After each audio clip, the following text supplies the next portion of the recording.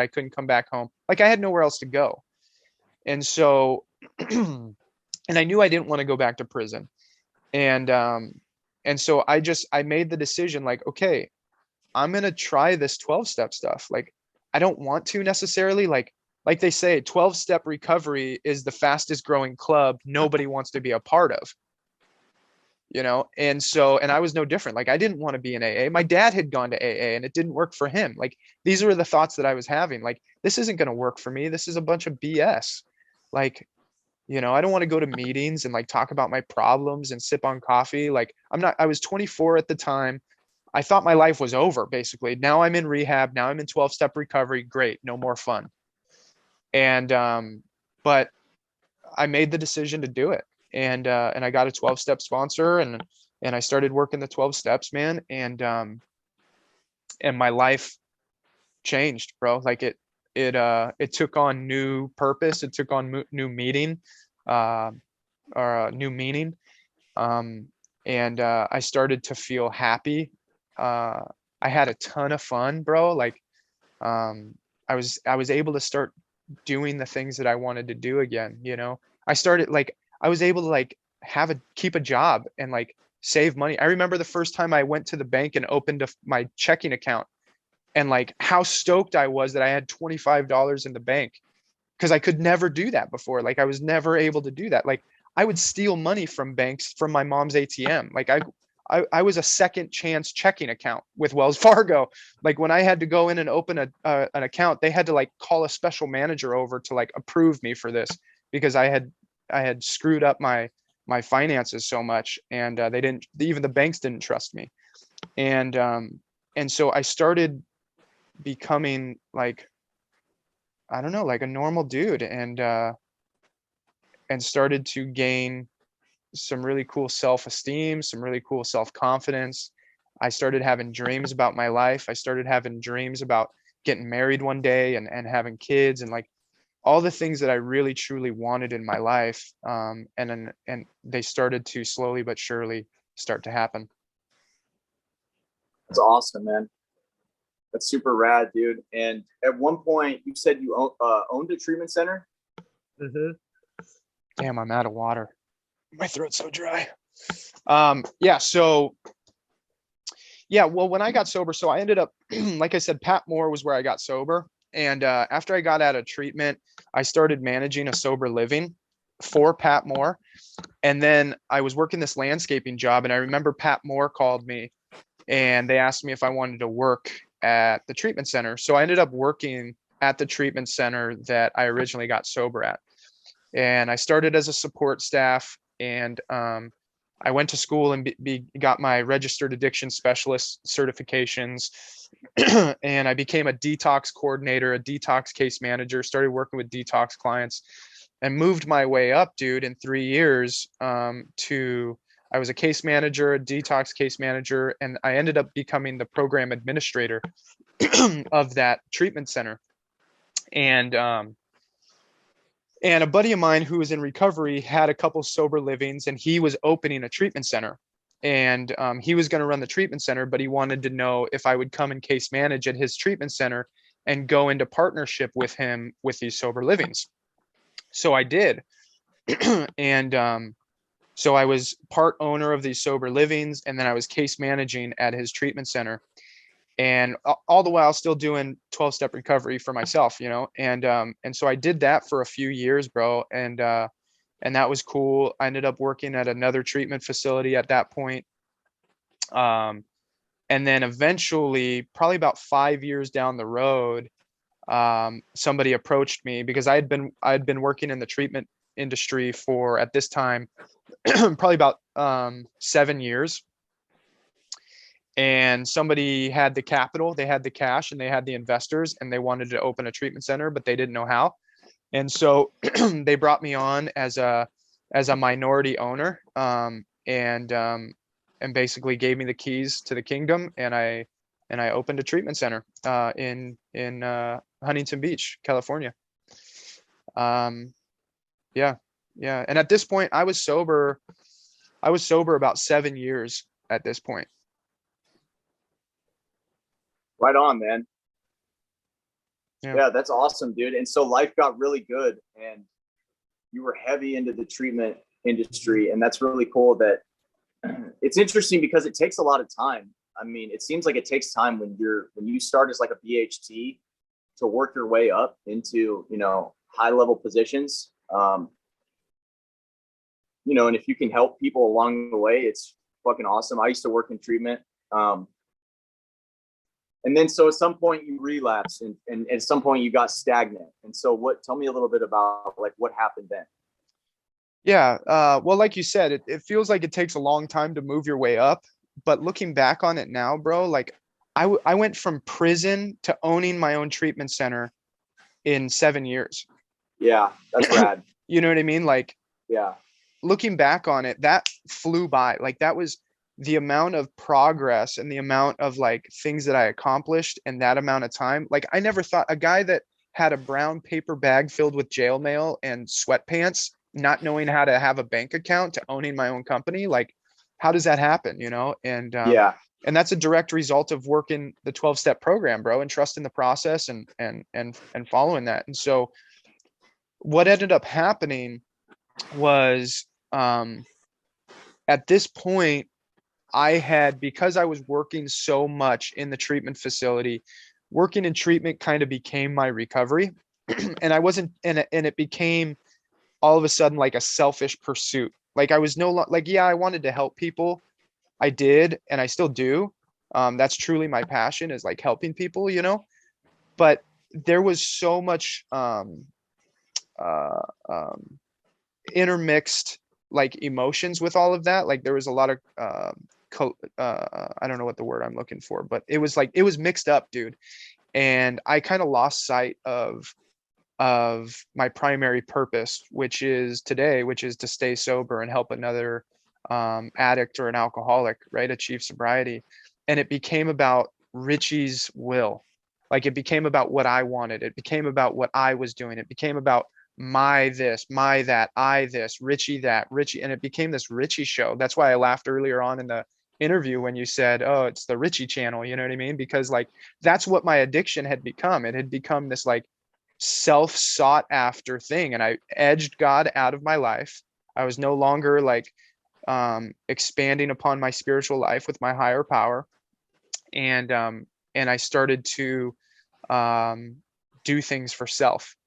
And I became restless. I became irritable. I became discontent with life. I felt like all of a sudden I was getting resentful at things because I felt like things weren't happening the way that I wanted them to happen, and they weren't going the way that I wanted them to go. And again, um, and the treatment facility ended up not working out. Like I ended up walking away from my ownership when I owned that company, and that's when I moved to Arizona.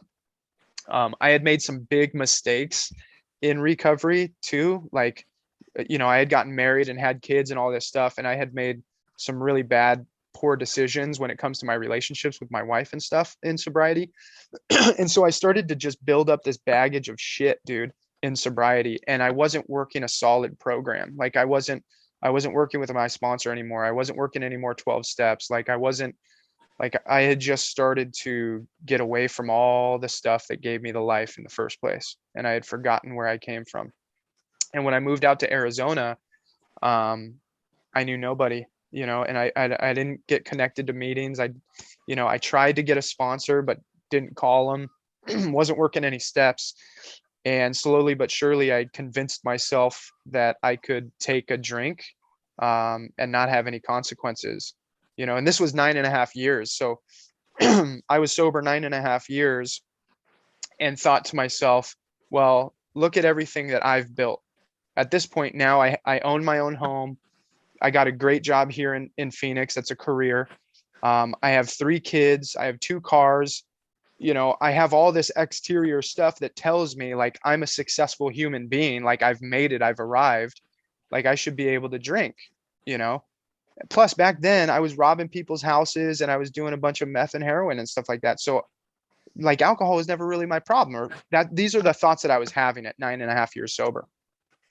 And because I was disconnected from 12-step recovery, I eventually convinced myself that I could drink. And so I remember the night that my wife told me to go get a bottle of wine, because she's in the rooms too. She's in recovery, and she had 8 years, and she told me to go because I had convinced her to drink with me.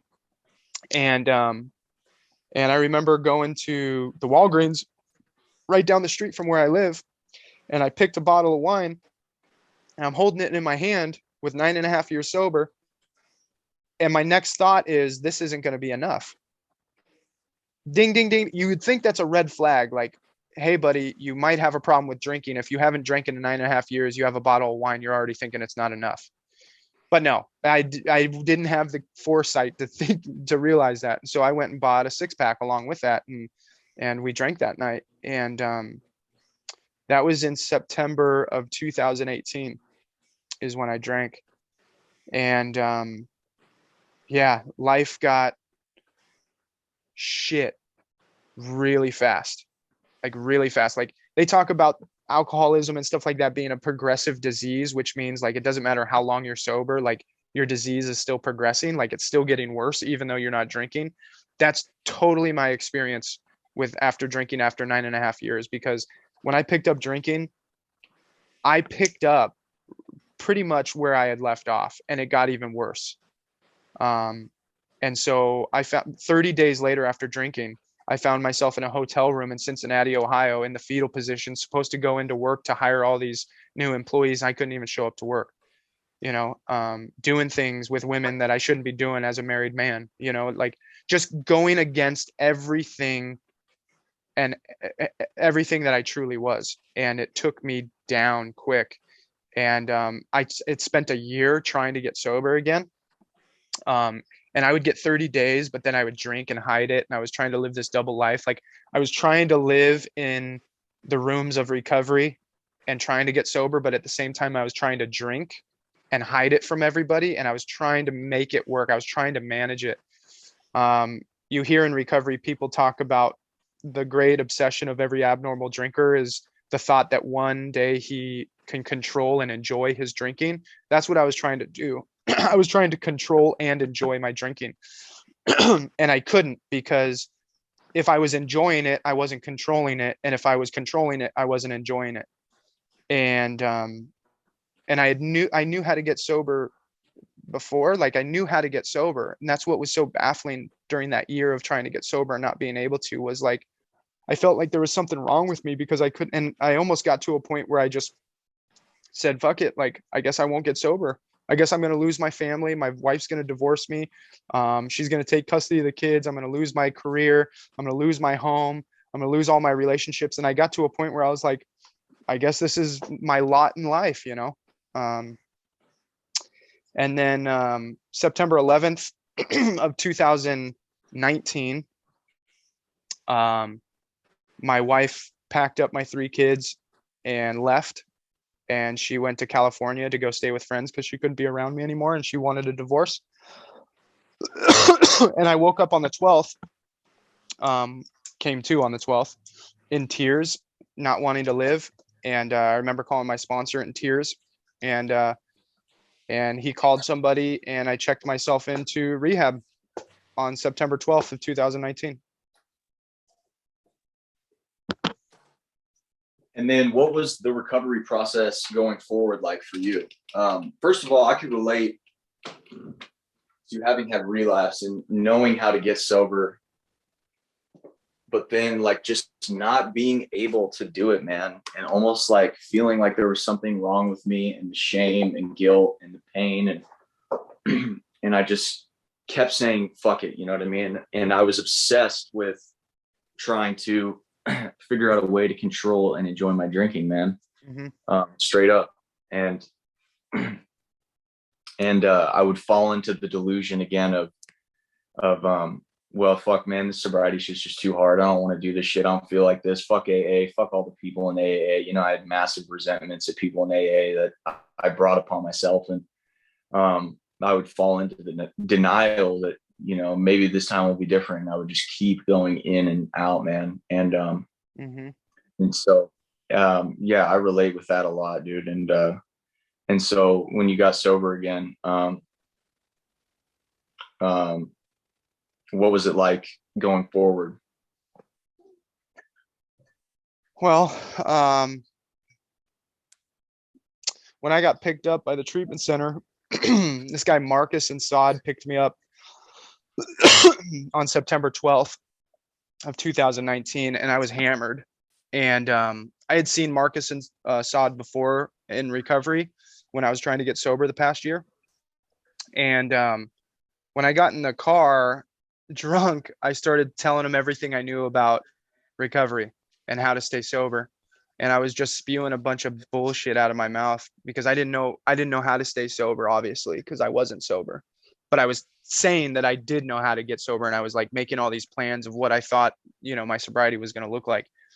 And while we were driving, Marcus finally spoke up, and he said, "Richie, shut the fuck up, dude.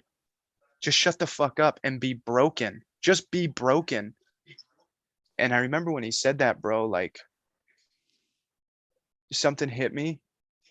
Um, all of a sudden it was like this man that I thought I had become, right? Like I had talked about, wife, 3 kids, cars, owning my own home, a career, like everything I thought that I wanted originally in life and in sobriety and what I had gained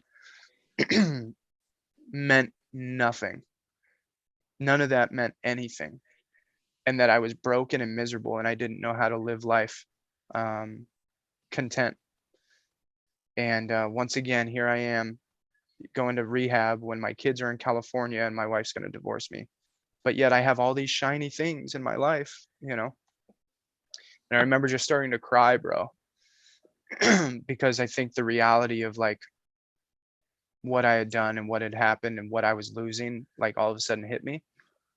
And so I get into treatment, and Marcus Marcus suggested that I don't talk about my 9.5 years of past sobriety, that I worked the steps like I had never worked them before. Not like with more energy or more enthusiasm, not that type of work them like you've never worked them before. It was literally like you've never worked them before, like you've never even read the words. And I took that suggestion, dude.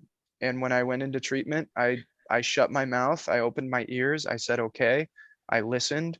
I did a 3-day silent retreat because that's how much Richie talks.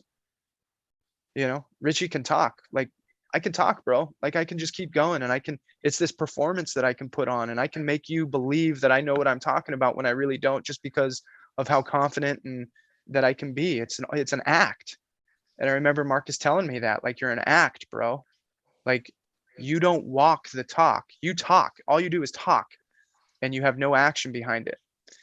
And so I did a 3-day silent retreat where I didn't talk for 3 days, and I just started putting my feet to practice rather than my mouth.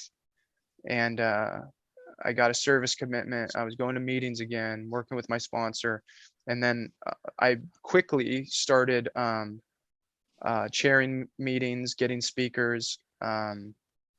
I I started helping other alcoholics, taking them through the steps. Started doing that pretty quickly, and writing gratitude lists every single day. And just starting to do recovery again, meditation, um, Yeah. praying, all that stuff, man, and just put myself back in it, dude. And as a result, I figure that's what you're gonna ask me next. Well, what happened after that, right? So as a result of that, Yeah. man, like, I there's a bunch of stuff that happened that I can spare the details, but ultimately, like, you see the picture that's behind me, that's me and my wife, right? Like, I'm in my home. I still have my kids in my life. I'm still married to the woman of my dreams. Um, I'm happy today. Like, I'm super grateful for my life. Um, I still have my career. Like, uh, I think the biggest thing is I've become okay with who I am again. I had lost that. I had lost the being okay with who I was for a long time, and I think that's ultimately what led to my relapse. And I thought I was never going to be able to get that back. And today I have that back. Like, I'm totally, like, I like myself again, and and I have friends. that would take the shirt off their back for me, that would do anything for me. I get an opportunity to help people. I get an opportunity to meet with you, man, and share my story with you and hear about your story and do life together and benefit from each other's experience. You know, I have connections with human beings. You know, I'm super grateful today and super content with who I am and where I am in life, man. Again, that's a direct result of doing the work of recovery, in my Yeah. opinion. You know, I believe that that's, again, if I were to stop doing these things again, if I were to stop, like today I got called this morning. I knew we had this interview today, but I got called from a new guy who was in a hotel room and he needed to get to detox. And so I called Tom Higgins up and we went and did a 12-step call right before I got on this thing, right? Like I was at a hotel room in Scottsdale a few hours ago, picking up this dude that was doing a bunch of blow and all this stuff and got him over to detox, you know, and like that's the stuff I get to do today. And you know, and AA is not my life, but recovery in AA is what gives me the opportunity to have a life. And Mm. for that, I'm super grateful, you know.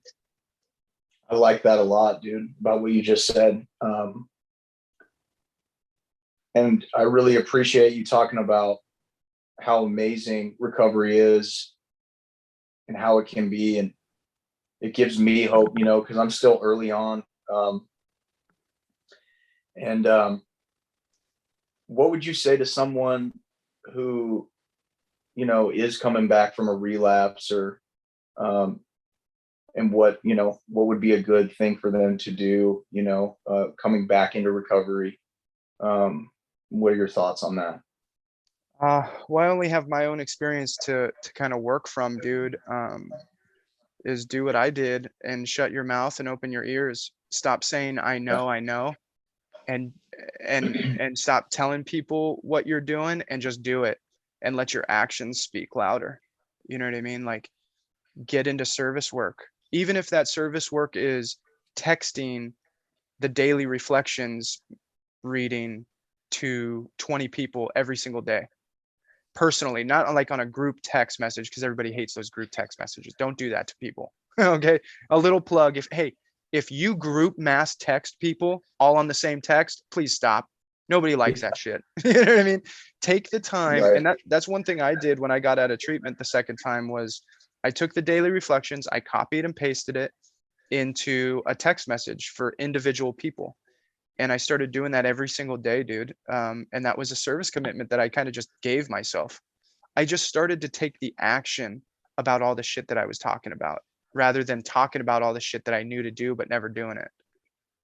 And so if you're coming back from a relapse, you've done program before, you've worked steps before, I would give the same advice that I was given, is work the steps like you've never worked them before, and start to help people like you've never helped people before, and be of service like you've never been of service before. And stop talking about it, stop knowing what to do, and start asking for help. Like I ask my sponsor all the time, like, what should I do here? Start pulling people into your thoughts and the ideas that you have. And then when they tell you differently, if you're a sponsor, or if somebody that you trust gives you a direction, follow it, take it, and try something different. Because again, I led myself into relapsing after 9.5 years. So I couldn't trust myself to make the right decision. I had thoughts around decisions that I wanted to make. I thought I knew the right decision, but my way wasn't always the right way, dude. And so I had to bounce these things off of people that I trusted. And so I have a group of guys, a handful of guys that I talk to on a regular basis that are further on in the journey than me. And I keep in constant contact with them and keep current with life situations of what's going on. And I ask them, hey, what do you think about this? Hey, what do you think about this? Hey, I'm thinking about buying a boat. Should I buy a boat? And my friend Corey's like, no, don't buy a boat, you know? And then we talk about that stuff, you know, and like, you know, with family and relationships. And so that's what I would suggest, you know, is close your mouth, open your ears, and move your feet. Hell yeah, dude. Yeah, man. you really walk the walk too. You don't just talk, man. And that is some really solid, like, recovery right there. Just what you described. And like, just, I mean, some of the things you said, I mean, I just want to implement that, um, and remind myself, that I don't know everything. Um, and, and that it's not all about me.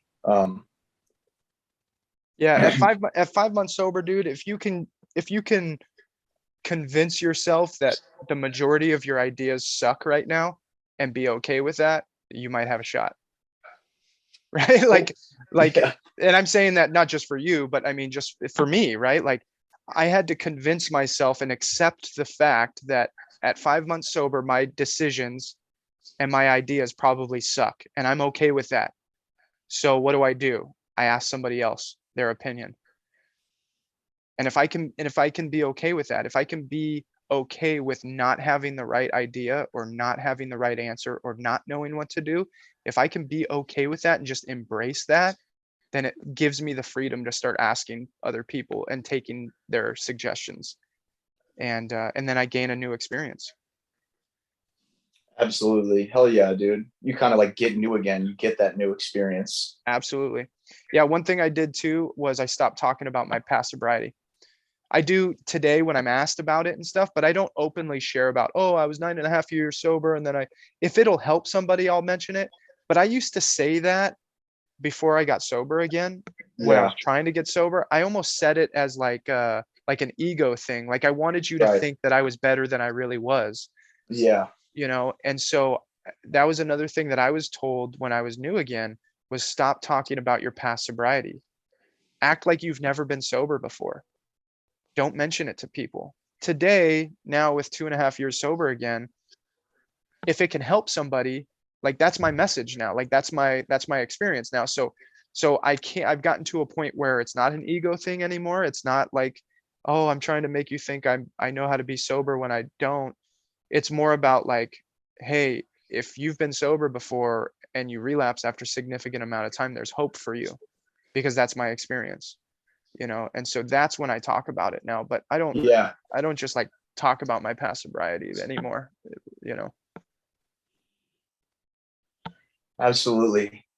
I mean, you're a walking testament that, there is hope though, too. You know what I mean?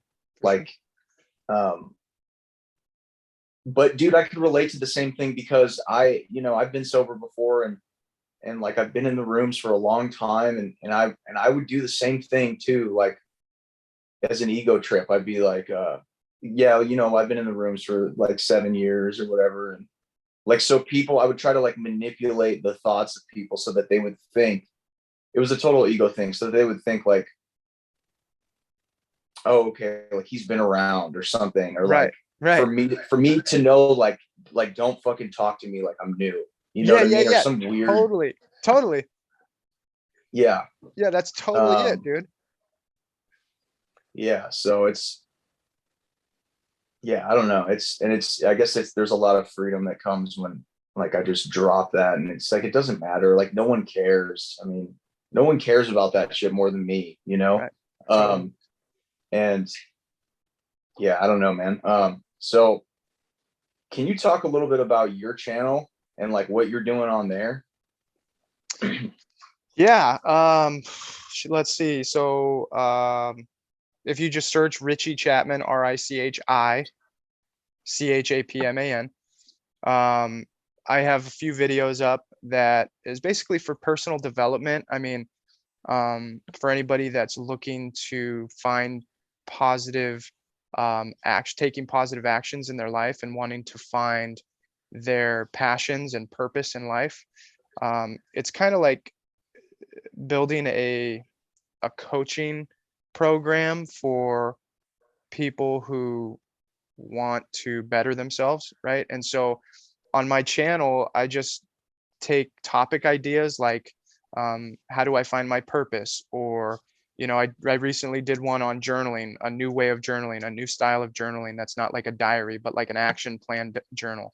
I'm doing one about budgeting and like how to do a budget with Google Sheets, an automated budget, and start getting right with your finances.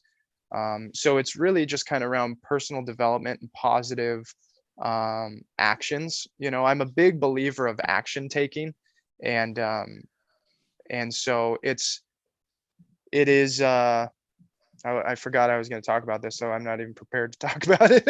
Just go check it out. How about that? Just go check it out, and then you can kind of see. But it's also a goal of mine. I just want to help people, dude. And so I thought, how can I help people and put it out to reach more people and stuff like that. And so my buddy Corey challenged me to do it, and I just started doing it, dude. And kind of just a journey. I started like 4 or 5 weeks ago, and yeah, I've got my journal sitting right here, right next to me, that I've got all these things. You want to know something kind of crazy? You see this thing right here? I don't know if you can see it. You see 32,850? Yeah.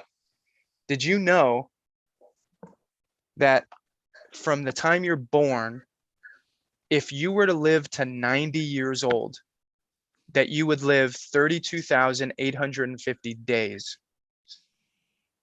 Wow. That doesn't My sound God. like a lot though. No, 32,000. it doesn't. I thought it would be way more, right? And so I did Yeah, this whole that's what I thing. would think. I did this whole thing on, you know, I believe numbering our days is wise. It's kind of a stoic way of thinking, like number your days because you're mortal and eventually you're going to die, right? So what do you want to do in life? Like, how do you want to make it matter? And so I did all this math, bro. I've lived over 13,000 days already, and I've only got 19,000 left if I make it to 90 years old. Like, I don't have very many days left, bro. So what do I want to really do with my life? You know what I mean? Yeah. And so that's like something I put in this journal, and yeah, and just kind of stuff, kind of what my channel is about. Like, that's what the channel is about, is like making the most of what you want in life, and then how to go after it and do it and experience it. That's so tight, dude. Yeah, and I've checked out Richie's channel. You guys should all go check it out. Richie's got a lot of good content on there that's very helpful, and he's got a lot of good equipment. So the quality of the content is very well done too. Thanks, man. And then when I post this video, we'll leave a link or something, and I'll do that. Cool. But dude, I appreciate you coming on and sharing your story with us, man. I appreciate that a lot, dude. Yeah, you're welcome. Thank you, Dylan. Appreciate you asking me, man. Of course, man. Well, there you have it, folks. Another episode with Deep Thoughts with Dill.